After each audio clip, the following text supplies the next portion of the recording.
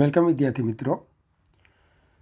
Gravitation four JEE નીટના session 1માં હું આપનું હાર્દિક સ્વાગત કરું છું. ગુરુત્વાકર્ષણ વિશે તમને ખ્યાલ છે, પ્રાથમિક ખ્યાલ છે કે સૌથી પહેલાં ટોલેમી કે જેનો પૃથ્વી કેન્દ્રીયવાદ હતો, પણ ત્યારબાદ જુદા જુદા વૈજ્ઞાનિકોને, ખાસ કરીને કેપ્લર, કે જેમણે સૂર્ય કેન્દ્રીયવાદ આપ્યો કે ભાઈ આપણું જે બ્રહ્માંડ છે, ખાસ કરીને આપણું જે ગ્રહોનું તંત્ર છે, સૌરમંડળના ગ્રહો, એમાં સૂર્ય એ કેન્દ્રમાં છે અને પૃથ્વી સહિત બાકીના ગ્રહો તેની આસપાસ ભ્રમણ કરે છે. તો એકચ્યુઅલી ટાઇકો બ્રાહે નામના વૈજ્ઞાનિકે જે અવલોકનો કર્યા હતા અને એ અવલોકનોને એઓ કોઈ નિયમોના કે સિદ્ધાંતોના સ્વરૂપમાં તારવી શક્યા નહોતા. તો એમના અવલોકનો ને પોતાની સૂઝબૂઝ દ્વારા કેપ્લરે નિયમોમાં રૂપાંતરિત કર્યા. તમે નિયમો જાણો જ છો, તો ટૂંકમાં આપણે એને જોઈએ. સૌથી પહેલાં પ્રથમ નિયમ, કે જેને આપણે કક્ષાઓનો નિયમ તરીકે ઓળખીએ છીએ, લો ઓફ ઓર્બિટ્સ, કે ભાઈ જેના કોઈ એક કેન્દ્ર પર સૂર્ય હોય તેવી લંબવૃત્તીય કક્ષામાં, અર્થાત ઇલિપ્ટિકલ ઓર્બિટમાં ગ્રહો સૂર્યની આસપાસ ભ્રમણ કરે છે. લંબવૃત્ત અથવા ઉપવલય, કે જેને બે નાભી, મેથ્સમાં શબ્દ આવે નાભી, બાયોલોજીવાળા આપણે ફિઝિક્સમાં આને ઉપવલયના કેન્દ્રો કહીશું. આ કેન્દ્ર નથી, ધ્યાન રાખજો, સી એ કેન્દ્ર નથી. ઉપવલયના કેન્દ્રો કોણ છે? એસ અને એસ ડેશ. તો આ બેમાંથી કોઈ એક સ્થાને સૂર્ય હોય તો એવી લંબવૃત્તીય કક્ષામાં ગ્રહો સૂર્યની આસપાસ ભ્રમણ કરે છે. આ કક્ષાના બે ગુરુત્તમ અંતર ધરાવતા બિંદુઓ પી અને એ વચ્ચેનું જે અંતર છે તેને લંબવૃત્તીય કક્ષાની અથવા ઉપવલયાકાર કક્ષાની દીર્ઘ અક્ષ, મેજર એક્સિસ કહેવાય. અને બીસીને, કે જેને આપણે 2B વડે દર્શાવીશું, એને આપણે ગૌણ અક્ષ, માઇનર એક્સિસથી ઓળખીશું. ગ્રહનું સૂર્યથી જે લઘુત્તમ અંતર છે ને એને પેરીહેલિયન, આ બિંદુને તમે પેરીજી પણ કહી શકો. અને જે ગુરુત્તમ અંતર છે એસ એ, બરાબર, તો આ એ બિંદુ જેને આપણે અફિલિયન પોઈન્ટ તરીકે પણ ઓળખીએ છીએ. તો પીએસ એ ગ્રહની પોતાની ભ્રમણ કક્ષામાં સૂર્યથી સૌથી લઘુત્તમ અંતર છે અને એસ એ સૂર્યથી એનું ગુરુત્તમ અંતર છે. બીજો નિયમ જે ક્ષેત્રફળનો નિયમ છે, કે સૂર્ય અને ગ્રહને જોડતી રેખાએ, સૂર્ય અને ગ્રહને જોડતી રેખાએ સમાન સમયગાળામાં આંતરેલ ક્ષેત્રફળો કેવા હોય છે? સમાન. મતલબ ધારો કે ડેલ્ટા ટી સમયમાં આપણો ગ્રહ એથી બી પર પહોંચે છે અને એટલા જ સમયગાળામાં સીથી ડી પર પહોંચે છે. અને આ જે બંને ક્ષેત્રફળો છે, આ ક્ષેત્રફળો ડેલ્ટા એ સમાન છે. તો delta A by delta T, કે જેને આપણે વ્યાપક રીતે લખીએ ડીએ બાય ડીટી, તો is equal to L by twice, જે આપણે ચાક ગતિમાં મેં મેળવેલું. કોણીય વેગમાન સંરક્ષણનો જે નિયમ હતો તે વખતે મેં તમને આ પરિણામ મેળવીને આપેલું. તો d a by d t is equal to L by twice m, જે એમ ગ્રહનું દળ, એલ કોણીય વેગમાન જે અચળ હોય છે. ડીએ બાય ડીટીને આપણે ક્ષેત્રીય વેગ, એરિયલ વેલોસિટી તરીકે ઓળખીશું. એરિયલ વેલોસિટી તરીકે ઓળખીશું. એલને કહીશું સૂર્યને અનુલક્ષીને ગ્રહનું કોણીય વેગમાન. યાદ રાખજો, કોણીય વેગમાનનો ઉલ્લેખ કરતી વખતે સંદર્ભ બિંદુનો ઉલ્લેખ કરવો અનિવાર્ય છે. ચલો એમ એક ગ્રહનું દળ છે. હવે આ સિદ્ધાંતને થોડું વધારે સમજીએ ને તો તમે શું જોયું કે ડેલ્ટા ટી સમયગાળામાં જ્યારે અફિલિયન બિંદુ પાસેથી પસાર થાય ત્યારે એથી બી અંતર કાપે અને પેરીહેલિયન બિંદુ પાસેથી પસાર થાય ને ત્યારે સીથી ડી અંતર કપાય છે. ચેક કરો કક્ષામાંનું કયું અંતર વધારે છે તો કે સીડી અંતર વધારે છે. એનો મતલબ કે ગ્રહ જ્યારે સૂર્યની નજીકથી પસાર થશે ને ત્યારે એની ઝડપ વધારે હશે. કક્ષામાંની એની કક્ષીય ઝડપ વધારે હશે અને અફિલિયન બિંદુ પાસેથી જ્યારે પસાર થશે ત્યારે એની ઝડપ ઓછી હશે.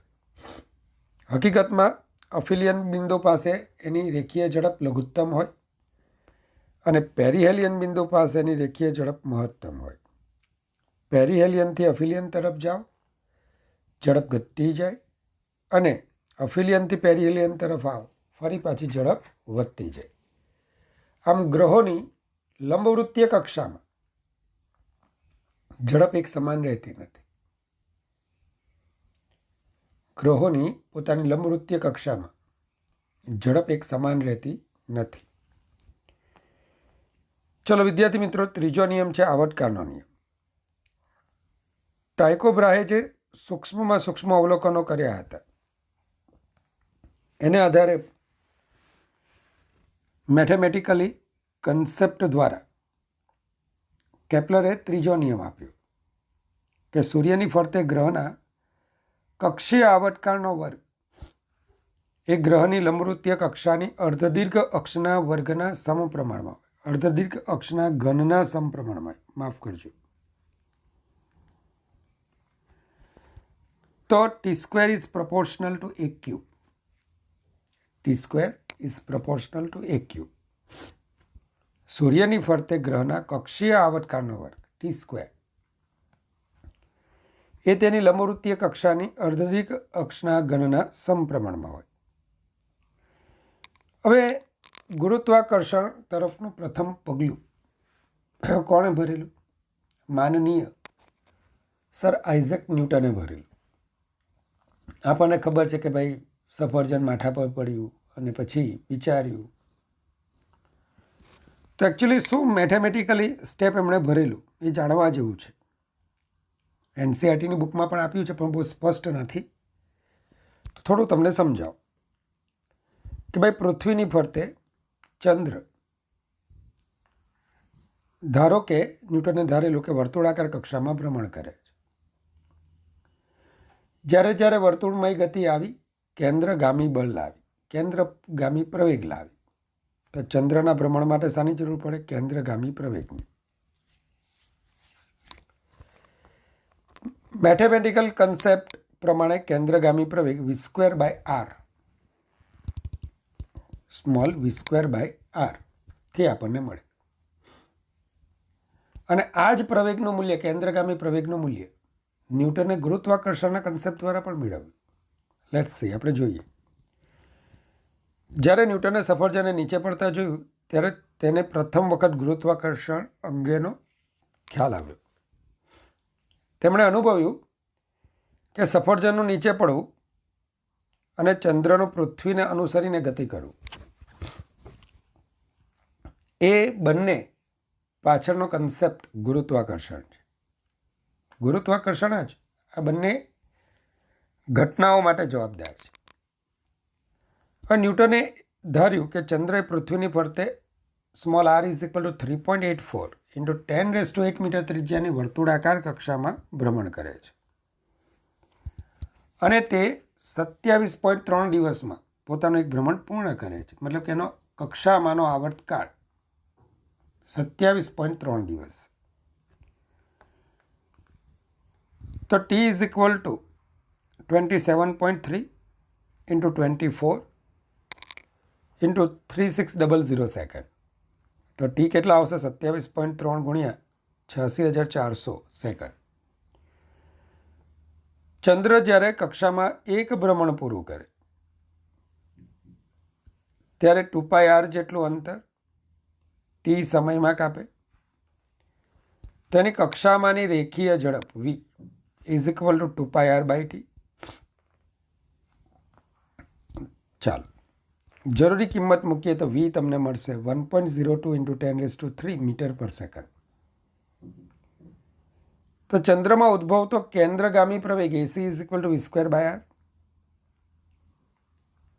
તો 1.02 × 10⁻³ હોલ સ્ક્વેર અપોન 3.84 × 10⁻8. તો એસી તમને મળશે 2.72 × 10⁻³ મીટર પર સેકન્ડ સ્ક્વેર. પૃથ્વીની સપાટી પર ગુરુત્વ પ્રવેગનું મૂલ્ય તમે જાણો જ છો 9.8 મીટર પર સેકન્ડ સ્ક્વેર. તો ન્યૂટને શું દર્શાવ્યું? બસ એણે આ કન્સેપ્ટ લીધો કે ગુરુત્વાકર્ષી બળે પદાર્થના બે પદાર્થો વચ્ચેના અંતરના વર્ગના વ્યસ્ત પ્રમાણમાં હોવું જોઈએ. હવે જો આરે પૃથ્વીની ત્રિજ્યા હોય ને તો ચંદ્રનો પ્રવેગ છેદમાં પૃથ્વીની સપાટી પરના પદાર્થનો પ્રવેગ એસી અને જી. જો બળે અંતરના વર્ગના વ્યસ્ત પ્રમાણમાં હોય તો પ્રવેગ પણ અંતરના વર્ગના વ્યસ્ત પ્રમાણમાં થાય, કારણ કે એફ બરાબર એમ ઈ. તો F is proportional two A. F is proportional two 1/r². તો પછી આપણે એમ પણ લખી શકીએ એ જ ચાલે છે 1/r². ચંદ્ર માટે પૃથ્વીથી અંતર સ્મોલ આર હતું તો 1/r², અને પૃથ્વીની સપાટી માટે કેન્દ્રથી અંતર ત્રિજ્યા જેટલું 1/R². આથી એસી =g × R²/r². ન્યૂટન તે વખતે જાણતા હતા કે R/r = 1/60 હોય છે. એને આધારે એમણે ગણતરી કરી. તો આ ગણતરી એમણે પ્રતિપાદિત કરેલા, એમણે પ્રપોઝ કરેલા સિદ્ધાંત કે ભાઈ બળ એ અંતરના વર્ગના વ્યસ્ત પ્રમાણમાં હોવું જોઈએ. તો એમણે પ્રપોઝ કરેલો સિદ્ધાંત અને જે વાસ્તવિક મૂલ્ય એસીનું આપણને મળતું હતું, જે ન્યૂટનનું મિકેનિક્સ વર્તુળમય ગતિનું યંત્રશાસ્ત્ર, એને આધારે જે પરિણામ મળ્યું એ જ એમણે ગુરુત્વાકર્ષણના સિદ્ધાંતથી મેળવ્યું. આમ ન્યૂટન એમની ધારણા પણ સફળ થઈ અને એમણે ત્યારબાદ એમનો સાર્વત્રિક નિયમ, ગુરુત્વાકર્ષણ માટેનો સાર્વત્રિક નિયમ આપ્યો. ધારો કે M1 અને M2 દળના બે કણો બિંદુવત દળો એકબીજાથી આર અંતરે છે. તેમણે નિયમ શું આપ્યો કે જે નિયમ તમે ધોરણ 9થી જાણો છો કે વિશ્વનો દરેક કણ બીજા કણને આકર્ષે છે. બે કણો વચ્ચે પ્રવર્તતો આ આકર્ષી બળ એ બે પદાર્થોના દળના ગુણાકારના સમપ્રમાણમાં હોય છે તથા તેમની વચ્ચેના અંતરના વર્ગના વ્યસ્ત પ્રમાણમાં હોય છે. આ બળની દિશા તે બે કણોને જોડતી રેખા પર હોય છે. જો M1 અને M2 દળના કણોને એકબીજાથી સ્મોલ આર અંતરે રાખેલા હોય તો તેમની વચ્ચે પ્રવર્તતા ગુરુત્વાકર્ષી બળનું મૂલ્ય F = g M1m2/r² થાય, કારણ કે F is proportional two M1 M2. F is proportional two 1/r². તો F is proportional two M1 M2/r². ચલનનું ચિહ્ન આપણને એક અચળાંક આપશે અને એ અચળાંકને આપણે કહીશું ગુરુત્વાકર્ષણનો સાર્વત્રિક અચળાંક. 6.67 × 10⁻11 ન્યૂટન મીટર² પર kg². જીનું મૂલ્ય એ પદાર્થના પરિમાણ પર કે પદાર્થો વચ્ચેના માધ્યમ પર આધારિત નથી. બીજું કે વિશ્વના દરેક સ્થળે દરેક સમયે G અચળ રહે છે. એથી જ તો એને આપણે શું બોલીએ છીએ? ગુરુત્વાકર્ષણનો સાર્વત્રિક અચળાંક કહીએ છીએ, જેનું મૂલ્ય કેવેન્ડિશે શોધ્યું હતું. એ પ્રયોગ વિશે પણ આપણે જોઈશું. હવે આ ગુરુત્વાકર્ષણના નિયમનું સદિશ સ્વરૂપ સમજીએ. M1 અને M2 દળના બે કણો છે. તમને ખ્યાલ છે M2 વડે M1 પર લાગતું બળ ન્યૂટનના ત્રીજા નિયમમાં આપણે કેવી રીતે બતાવતા હતા? F12 અને M2 વડે માફ કરજો M1 વડે M2 પર લાગતું બળ F21 વડે દર્શાવતા હતા. બળ જે દિશામાં હોય જો તમને એ દિશામાંનો એકમ સદિશ મળી જાય, બળ જે દિશામાં હોય તે દિશામાંનો જો તમને એકમ સદિશ મળી જાય તો તમારું કામ પૂરું થઈ જાય. કારણ કે બળનું મૂલ્ય આપણને ખબર છે, Gm1 m2 upon r². ફક્ત સદિશ તરીકે રજૂ કરવા માટે બળોની દિશામાં આપણને શું જોઈશે? એકમ સદિશ. સમજી લો, આ પણ થોડું સમજી લો. આ m1, આ m2. ચાલો, આનો સ્થાન સદિશ વેક્ટર r1 હોય, આનો સ્થાન સદિશ વેક્ટર r2 હોય. ચાલો, તો m1 પર લાગતું બળ શું હતું? F12. અને આ દિશામાંનો એકમ સદિશ આપણે શું લીધો? r12 cap. તો r12 cap is equal two, ચાલો એનો સદિશ આમ હશે, r2 માઇનસ r1 છેદમાં માનાંકમાં વેક્ટર r2 માઇનસ r1. નહીં ખબર પડે. કોઈ પણ સદિશ એટલે હેડનો સ્થાન સદિશ ઓછા ટેલનો સ્થાન સદિશ. તો vector r2 minus vector r1 એ આપણો સદિશ થઈ ગયો. અને આ સદિશને તેના મૂલ્ય વડે ભાગતા એ સદિશની દિશામાંનો શું મળે? આપણને એકમ સદિશ મળે. તો r12 cap is equal to vector r2 minus vector r1 divided by mod vector r2 minus r. તો ધ્યાન આપજો, આમ ન્યૂટનનો નિયમ કેવી રીતે લખી શકીએ? તો વેક્ટર F12 મારે લખવું હોય તો Gm1 m2 upon r² r12 cap.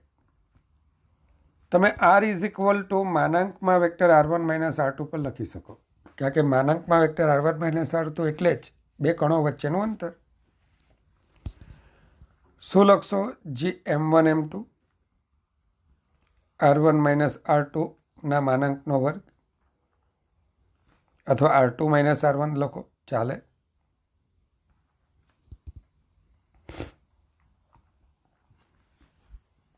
r is equal two r1 minus r2 vector r1 minus r2 નો માનાંક લખો, અથવા r2 માઇનસ r1 નો માનાંક લખો, બંને સેમ જ છે. ચાલો, તો vector r2 minus vector r1 mod vector r2 minus r1. તો આપણું સૂત્ર શું બનશે? Gm1 m2 vector r2 minus vector r1 divided by mod vector r2 minus r1 નો ક્યુબ. આ જ રીતે F21 હોય, Gm2 m1 અથવા m1 m2 લખો તો એ ચાલશે. r1 minus r2 માનાંકમાં r2 minus r1 રહેવા દો તો એ ચાલશે, અથવા માનાંકમાં r1 માઇનસ r2 ક્યુબ. તો વ્યાપક રીતે મારે લખવું હોય કે mi દળ પર mj દળ વડે લાગતું ગુરુત્વાકર્ષી બળ,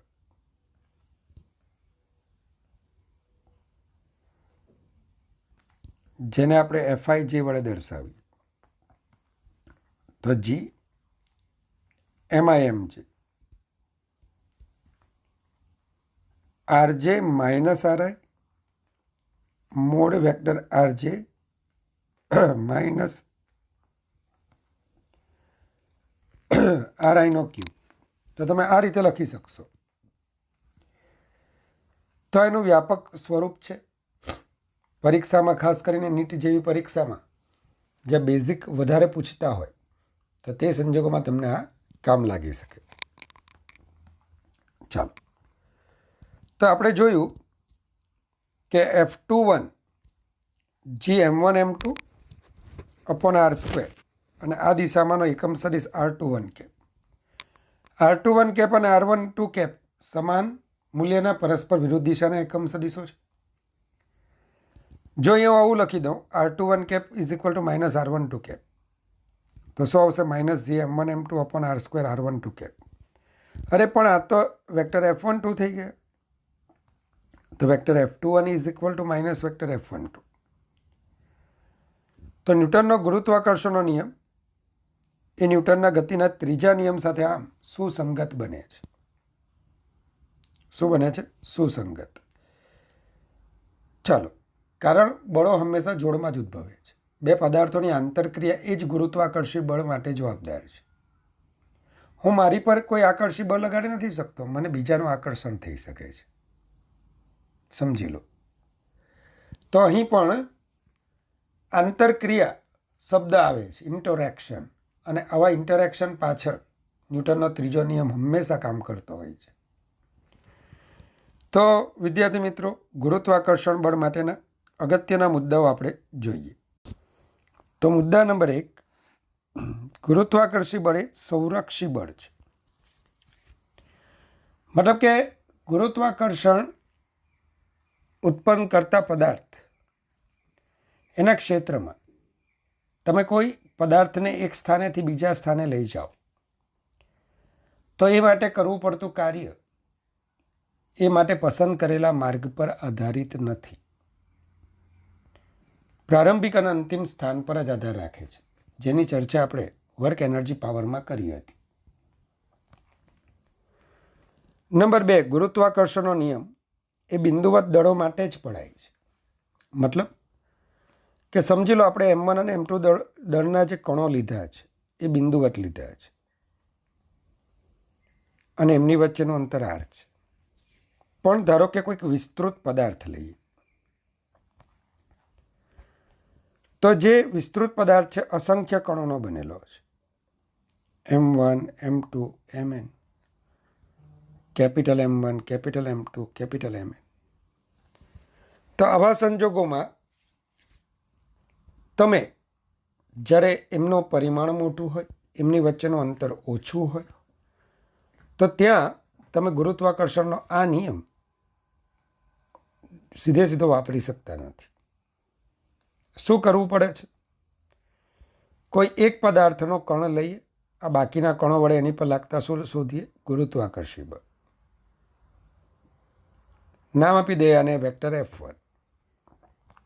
એ જ રીતે આ બધા કણોને લીધે એ પદાર્થને બીજા કોઈ કણ પર લાગતું બળ વેક્ટર F2 શોધી કાઢીએ. અને આવા બધા જ બળો શોધીને પછી આપણે એનો શું કરીએ? સરવાળો. તો પરિણામી બળ મળે. અને કલ્પના માત્રથી તમારી શાંતિ છીનવાઈ જાય છે કે આવા વિસ્તૃત પદાર્થો વચ્ચે લાગતું ગુરુત્વાકર્ષી બળ શોધવું એ સહેલી બાબત નથી. પણ હા, જ્યારે મોટું પરિમાણ ધરાવતા બે પદાર્થો વચ્ચેનું અંતર તેમના પરિમાણની સરખામણીમાં ખૂબ જ મોટું હોય, દાખલા તરીકે સૂર્ય અને પૃથ્વી, એમના પરિમાણ કરતાં તેમની વચ્ચેનું અંતર ખૂબ મોટું છે, તેવા સંજોગોમાં સ્મોલ r તે બે પદાર્થોના કેન્દ્રો વચ્ચેનું અંતર ગણી શકાય. મતલબ કે સૂર્ય અને પૃથ્વી વચ્ચે લાગતું ગુરુત્વાકર્ષી બળ શોધતી વખતે પૃથ્વીનું પરિમાણ અવગણ્ય નથી, પણ એ અંતરની સરખામણીમાં, સૂર્ય પૃથ્વી વચ્ચેના અંતરની સરખામણીમાં એનું કોઈ મહત્વ નથી. અને એવા સંજોગોમાં સૂર્ય અને પૃથ્વી વચ્ચેનું અંતર એમના કેન્દ્રો વચ્ચેનું અંતર તરીકે લેવું. સૂર્યનું દળ ms, પૃથ્વીનું દળ me, અને ગુરુત્વાકર્ષી બળ g me ms/r² થી તમે શોધી શકશો. ચાલો, તો એક બીજી મહત્વની બાબત છે. ચોથું, ગુરુત્વાકર્ષી બળ એ કેન્દ્રીય બળ છે અને તે ગોળીય સમમિતિ ધરાવે છે. મતલબ કે મેં સ્મોલ m દળનો એક પદાર્થ લીધો, તો અહીંથી સ્મોલ r અંતર આવેલા તમામ બિંદુઓ જે ગોળાકાર સપાટીનું નિર્માણ કરશે, M1 દળના કણને હું આ ગોળાકાર સપાટીના કોઈ પણ બિંદુ પાસે મૂકીશ ને સમાન મૂલ્યનું ગુરુત્વાકર્ષી બળ અનુભવશે. અર્થાત તે ગોળીય સમમિતિ ધરાવે છે. બીજું એક સેન્ટ્રલ ફોર્સ છે, કેન્દ્રીય બળ છે. આવા બળની અસર હેઠળ પદાર્થ રેખીય ગતિ કરી શકે. આવું કેન્દ્રીય બળ એ પદાર્થને વર્તુળમય ગતિ કરવા માટે પણ પ્રેરી શકે. વર્તુળમય ગતિમાં પાછો એક ખાસ એનો કિસ્સો લંબવૃત્તીય કક્ષામાંની ગતિ. તો આમ કેન્દ્રીય બળો એનો રોલ આપણે જાણીએ છીએ મેં સમજાવ્યું છે. બીજું, ગોળાકાર પદાર્થોની બહારના વિસ્તારમાં રહેલ પદાર્થ પર લાગતું ગુરુત્વાકર્ષી બળ ગણતી વખતે સમગ્ર ગોળાકાર પદાર્થનું દળ તેના કેન્દ્ર પર સંકેન્દ્રિત થયેલું ધારવામાં આવે છે, જેને ન્યૂટને શેલ થિયરમ નામ આપ્યું હતું, જેની હમણાં ચર્ચા કરીશું. અને ગુરુત્વાકર્ષી બળો બે પદાર્થો વચ્ચેના માધ્યમ પર આધારિત નથી, જેની પર ડિસ્કશન આપણે કેપિટલ G વખતે કરી. મતલબ કે હવામાં બે કણો રાખો, એટલા જ અંતરે પાણીમાં રાખો કે એટલા જ અંતરે કેરોસીનમાં રાખો, ગુરુત્વાકર્ષી બળ માધ્યમ પર આધારિત નથી. જ્યારે વિદ્યુત બળ આપણે જોઈશું કે તે આ માધ્યમ પર આધાર રાખે છે. What is cell theorem? Cell theorem શું છે? તો તમને એક નિયમિત ગોળાકાર કવચ આપેલું છે. નિયમિત ગોળાકાર કવચ મતલબ જેમાં દળનું વિતરણ સરખું થયેલું એવો પોલો ગોળો આપ્યો છે. આ પોલા ગોળાની બહાર સ્મોલ m દળનો એક કણ પોલા ગોળાના કેન્દ્રથી સ્મોલ r અંતરે રહેલો છે. સૂક્ષ્મ સ્તરે થોડું વિચારીને તો તમે શું કહેશો કે અહીંયા ધારો કે થીટા ખૂણે તમે કોઈ કણ લીધો 1, એવો જ થીટા ખૂણે બીજો કણ લીધો 2. કણ 1 એ આ m દળના કણ પર આકર્ષી બળ લગાડે છે, કણ 2 પણ આકર્ષી બળ લગાડે છે. આ બળોના આ ઘટકો જેઓ પરસ્પર વિરુદ્ધ દિશામાં બને છે તે એકબીજાની અસર નાબૂદ કરે, તો પરિણામી બળ ક્યાં આવશે? કવચના કેન્દ્ર તરફ. આના જેટલા કણો લેશો સમમિતિ પરથી કહી શકાય કે આ કણોના આ ઘટકો બળોના આ ઘટકો એકબીજાની અસર નાબૂદ કરશે. જે બળો જોવા મળશે, જે પરિણામી બળ જોવા મળશે, ગોળાકાર કવચના કેન્દ્ર તરફ જોવા મળશે. અને તેથી આ પરિણામ તમે સંકલન દ્વારા મેળવો. બધા બળો ગણીને પછી તમે સંકલન કરો તો જાણીને તમને નવાઈ લાગશે કે આ મૂલ્ય Gmm/r², જ્યાં સ્મોલ r કવચના કેન્દ્રથી આપેલ બિંદુવત દળનું અંતર છે. તો કયા નિર્ણય પર આવશો? જો બિંદુવત દળ એ નિયમિત ગોળાકાર કવચની બહારના ભાગમાં હોય તો આ ગોળાકાર કવચનું બધું જ દળ તેના કેન્દ્ર પર સંકેન્દ્રિત થયેલું ગણી પદાર્થને બિંદુવત દળ ગણી શકાય. પણ જો બિંદુવત દળ ગોળાકાર કવચની અંદર હોય તો ત્યાં નેટ ફોર્સ 0 થાય. તમે કહેશો સર કેવી રીતે? સમજી લો, આ બધા જે કણો છે એ બધાનું પરિણામી બળ ક્યાં લાગશે? ઉર્ધ્વ દિશા. તો આ બધા કણોનું પરિણામી બળ ઉર્ધ્વ દિશા. તમે કહેશો સર અહીંથી તો અંતર ઓછું છે. કંઈ વાંધો નહીં, અંતર જેવું અહીંયા ઓછું છે તેવા કણોની સંખ્યા પણ ઓછું છે કે નહીં? ભલે અહીંયા અંતર વધારે છે, એવી કણોની સંખ્યા પણ વધારે છે કે નહીં? હાથીને હું એકલો ખેંચી શકતો નથી, પણ મારા જેવા 50 વ્યક્તિઓ ભેગા થાય તો અમે હાથીને ખેંચી પણ શકીએ. તેમ સંખ્યા વધી જતાં પરિણામી બળ નીચે તરફ જે ઉર્ધ્વ દિશામાં બળને સમતોલે. આથી કવચની અંદરના વિસ્તારમાં, ફરી પાછો કહું, નિયમિત ગોળાકાર કવચની અંદરના વિસ્તારમાં રહેલા સ્મોલ m દળના કણ પર પરિણામી બળ 0 થાય. તો શું ગુરુત્વાકર્ષી શિલ્ડિંગ શક્ય છે? તો શિલ્ડિંગ એટલે શું? ગુરુત્વીય અસરથી બચવું. મતલબ કે હું એક પોલા ગોળાની અંદર બેસી જાઉં તો શું હું ગુરુત્વ મુક્ત અવકાશમાં આવી ગયું એમ કહેવાય કે મારી પર કોઈ ગુરુત્વાકર્ષી બળ જ ન લાગે એવું થઈ શકે? જવાબ છે ના. તમે વિદ્યુતમાં ભણશો ઇલેક્ટ્રોસ્ટેટિક શિલ્ડિંગ, કે જેમાં તમે એક ધાતુ છે, એ ધાતુ પર તમે ગમે એ વિદ્યુત ભાર મૂકો પણ એ ધાતુને લીધે અંદરના વિસ્તારમાં આ પોલાણ છે, બખોલ, કેવિટી, આ બખોલની અંદર રહેલો કોઈ પણ વિદ્યુત ભાર કોઈ પણ બળ અનુભવશે નહીં, કોઈ ઇલેક્ટ્રિક બળ અનુભવશે નહીં. આવું તમે ભણશો. અને આપણે બોલીશું ઇલેક્ટ્રોસ્ટેટિક શિલ્ડિંગ. અરે બહાર ગમે તે વિદ્યુતભાર મૂકો ને, ગમે તે મૂકો ને, બરાબર, Q1 Q2 Q3, આ વિદ્યુતભારો બખોલની અંદરના, ધાતુની બખોલની અંદરના વિદ્યુતભાર પર કોઈ પણ વિદ્યુતીય અસર ઉત્પન્ન કરશે નહીં. મતલબ સ્મોલ ક્યુ વિદ્યુતભારને શું અનુભવ થશે? અરે હું તો વિદ્યુત વિહીન અવકાશમાં છું, કે જ્યાં કોઈ વિદ્યુતીય અસર જ નથી, હું એકલો છું. પણ જે મેં હમણાં ભણાવ્યું કે ભાઈ પોલા ગોળામાં તમે બેસી જાઓ તો તમે કોઈ ગુરુત્વાકર્ષી બળ અનુભવશો નહીં. કોનો? હું ખાલી ગોળાકાર કવચનો. પણ ધારો કે અહીંયા હું બીજો કેપિટલ M દળનો પદાર્થ મૂકી દઉં અથવા M1 દળનો પદાર્થ મૂકું, તો M1 દળનો પદાર્થ તો એના તરફ આની પર ગુરુત્વાકર્ષી બળ લગાડશે જ. મતલબ શું? કે ગુરુત્વાકર્ષી શિલ્ડિંગ શક્ય નથી. જો આપેલ બિંદુવત દળને નિયમિત દળ વિતરણ ધરાવતા ગોળાકાર કવચની અંદરના વિસ્તારમાં મૂકવામાં આવે તો આ ગોળાકાર કવચને લીધે બિંદુવત દળ પરનું પરિણામી બળ તો શૂન્ય થાય જ છે. પરંતુ જો ગોળાકાર કવચની બહાર અન્ય પદાર્થનું ગુરુત્વાકર્ષી ક્ષેત્ર પ્રવર્તતું હોય તો તે આ બિંદુવત દળ પર કોઈ ગુરુત્વાકર્ષી અસર ઉત્પન્ન કરશે જ. કંઈક તો ગુરુત્વાકર્ષી અસર ઉત્પન્ન કરશે જ. ચાલો, ગુરુત્વાકર્ષી તીવ્રતા, ઇન્ટેન્સિટી ઓફ ગ્રેવિટેશનલ ફિલ્ડ. તો એક પદાર્થ બીજા પદાર્થ દ્વારા સંપર્કમાં આવ્યા વગર આકર્ષી બળ અનુભવે છે, જેને ક્ષેત્રના ખ્યાલ દ્વારા સમજાવી શકાય. તો એ ક્ષેત્રનો ખ્યાલ શું છે? તો કે સ્ટેપ 1, આપેલ પદાર્થ તેની આસપાસના વિસ્તારમાં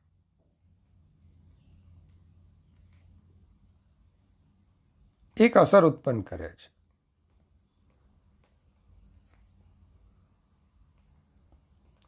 શાને લીધે આ અસર ઉત્પન્ન થાય છે? તો કે દળને લીધે. પદાર્થ જે દળ ધરાવે છે તેને લીધે એક અસર ઉત્પન્ન થાય છે. અને સ્ટેપ નંબર 2, આ અસર હેઠળ બીજો પદાર્થ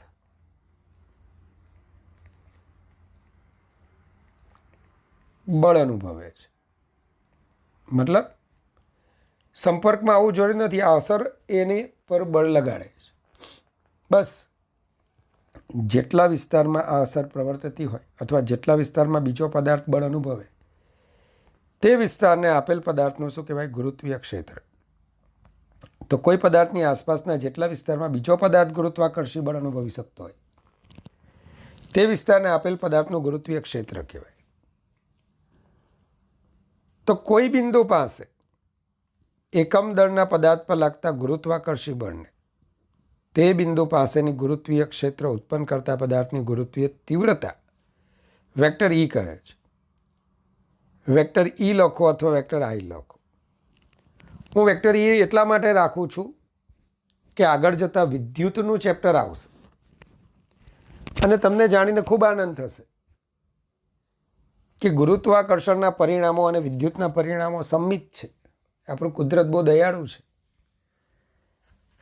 હકીકતમાં અધ્યાત્મ સમજવું હોય ને તો દરેકને એક જ વસ્તુ કહું કે ફિઝિક્સ તમને આવડતું હોવું જોઈએ. તમે ક્યારે ભગવાનની વધારે નજીક જઈ શકો? જો તમને ફિઝિક્સ આવડે તો જ. શ્લોક કે બીજું બધું આવડતું ન હોય તો ચાલી જાય. ફિઝિક્સ નહીં આવડે ને તો નહીં જ ચાલે. જો તમારે પ્રભુ પ્રાપ્તિ કરવી હોય, ભગવાન પાસે પહોંચવું હોય તો એનો એક માત્ર ઉપાય છે અત્યારે કલિયુગમાં, ફિઝિક્સ આવડવું જોઈએ. નિયમિત સવાર, બપોર, સાંજ ફિઝિક્સનું વાંચન થવું જોઈએ અને એમાં આ કુદરતે કયા કયા કન્સેપ્ટ મૂકેલા છે એની સમજણ પાક્કી હોવી જોઈએ, તો તમને ભગવાન મળી શકે. ચાલો, તો આધ્યાત્મિકતાનો વિષય છે કે જેવું ભગવાને ગુરુત્વાકર્ષણને કન્સેપ્ટ આપ્યા ને સેમ કન્સેપ્ટ તમને વિદ્યુતમાં જોવા મળે. સેમ આપણે જોઈશું. ચાલો, M દળના પદાર્થથી R અંતરે ગુરુત્વીય તીવ્રતા vector E is equal to vector F/m છે. ક્લિયર? તો આપણો કેપિટલ એમ દળનો પદાર્થ, એનાથી આર અંતરે કોઈ સ્મોલ એમ દળનો એક પદાર્થ મૂકી દો. આ એમ દળનો પદાર્થ એને પરીક્ષણ દળ કહીશું. પરીક્ષણ દળ, ટેસ્ટ માસ. અને it should be very small compare to capital M. આ એકદમ નાનો હોવું જોઈએ. કેમ ખબર? જો આ દળ મોટું હોય ને તો આની હાજરીમાં અપાકર્ષી બળ અનુભવે. ન્યૂટનના બીજા નિયમ અનુસાર એમાં પ્રવેગ ઉત્પન્ન થાય અને બે વચ્ચેનું અંતર બદલાઈ જાય. તમે જે શોધવા આવ્યા છો તે જ બદલાઈ જાય તો તમે શું શોધવાના? કંઈ જ નહીં. તો આમ પરીક્ષણ દળ અત્યંત નાનું હોવું જોઈએ. ચલો, આ પરીક્ષણ દળ બળ અનુભવશે. આ બળને આ જ દળ વડે ભાગીએ તો મળતી ભૌતિક રાશિ આ દળ પર આધારિત નથી. આ ભૌતિક રાશિને આપણે કહીશું વિદ્યુત ક્ષેત્ર, ગુરુત્વીય ક્ષેત્ર, માફ કરજો. તો સ્મોલ એમ દળના, કેપિટલ એમ દળના પદાર્થથી સ્મોલ આર અંતરે ગુરુત્વીય તીવ્રતા vector E is equal to vector F/m, જેનો એકમ છે ન્યૂટન પર કેજી, જ્યાં એમ પરીક્ષણ દળ અને small M is less than capital M હોવું જોઈએ. ન્યૂટનના ગુરુત્વાકર્ષણના નિયમ અનુસાર F is equal to G/mm upon r².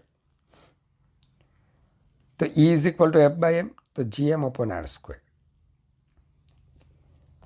તો પૃથ્વી વડે ઉદ્ભવતા ગુરુત્વાકર્ષણ માટે ગુરુત્વીય તીવ્રતા, આપણે પૃથ્વીનો સંદર્ભ લઈએ, સેમ જ છે, કે નવું નથી. અગાઉ મેં કેપિટલ એમ દળનો પદાર્થ લીધો, હવે એમી દળની મેં પૃથ્વી લીધી. બરાબર?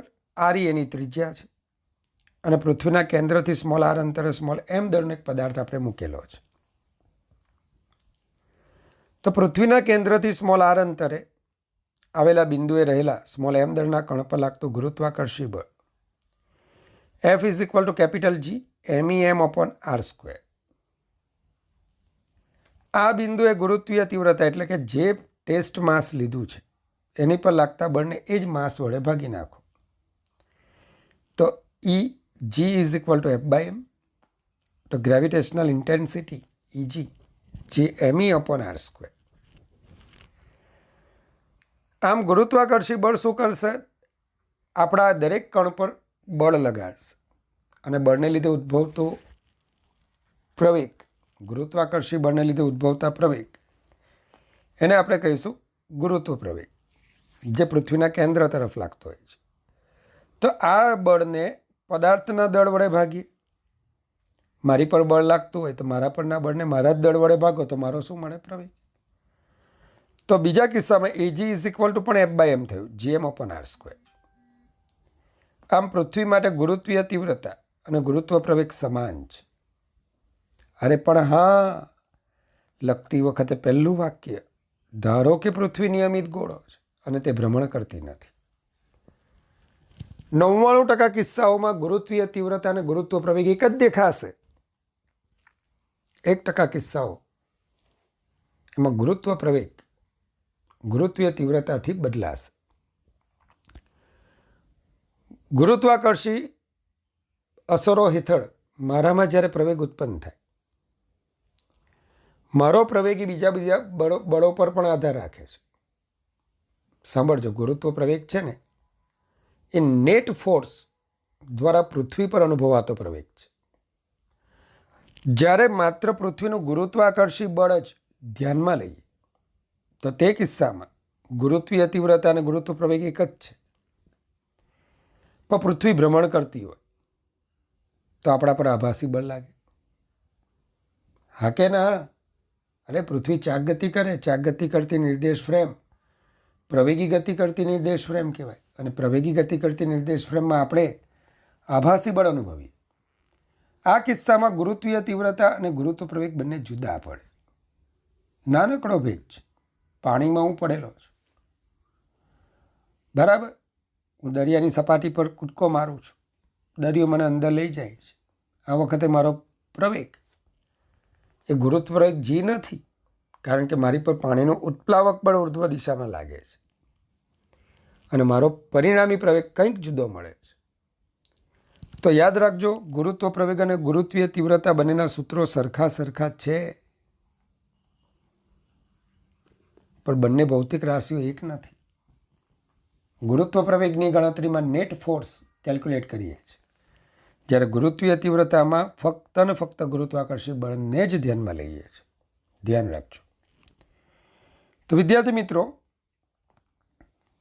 આપણો નેક્સ્ટ ટોપિક રહેશે હવે ગુરુત્વ પ્રવેગ, જેની ઊંચાઈ, ઊંડાઈ અને અક્ષાંશ સાથે એમાં થતો ફેરફાર. તો ચેપ્ટર ખૂબ મહત્ત્વનું છે અને લગભગ દર વર્ષે એક ક્વેશ્ચન તમારા નીટ JEEમાં આવતો જ હોય છે. તો આ ચેપ્ટરને ખૂબ ધ્યાનથી ભણજો. બીજું ભણવાનું એક કારણ એ પણ છે કે તમને વિદ્યુતનું ચેપ્ટર પણ આના પરથી ખૂબ સારી રીતે સમજાશે. તો ફરી પાછું મારા અંતઃકરણથી, શુદ્ધ અંતઃકરણથી તમારા માટે હું પ્રાર્થના કરું છું. કોઈક વિદ્યાર્થી મિત્રએ આગળ કોમેન્ટ લખી હતી, તો દરેક શિક્ષક માટે એના વિદ્યાર્થીઓ એ એની રેપ્લિકા હોય છે.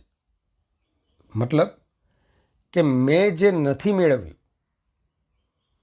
ભણતર દરમિયાન, જે મારે મેળવવું જોઈતું હતું, પણ કોઈ કારણોસર હું એમાંથી રહી ગયો હોઉં, કે મારે ફિઝિક્સમાં 100માંથી 100 માર્ક મેળવવા હતા પણ હું ન મેળવી શક્યો હોઉં, એનો જે એક નાનકડો રંજ હોય, દુઃખ હોય, એ તમને ન નડે. તમે 100માંથી 100 માર્ક લાવો, નીટમાં 180માંથી 180 લાવો, JEEમાં 100માંથી 100 આવે. તેવું અમારા બધાનું, દરેક શિક્ષકોના અંતઃકરણમાં એવી એક પ્રાર્થના સૂક્ષ્મ સ્તરે ચાલતી જ હોય, અને હું તમને કહી દેતો હોઉં. તો ફરી પાછું ભગવાન તમને મારા સપના પૂર્ણ કરવામાં ખૂબ ખૂબ ખૂબ મદદ કરે, અને મારું સપનું 180માંથી 180 ઇન નીટ, 100માંથી 100 JEE. તો એ માટે તમને ખૂબ ખૂબ એમના સુવર્ણ આશીર્વાદો આપે. તમે સદાય હસતા રહો, ખુશ રહો. Good bye, take care, God bless you infinitely all my students.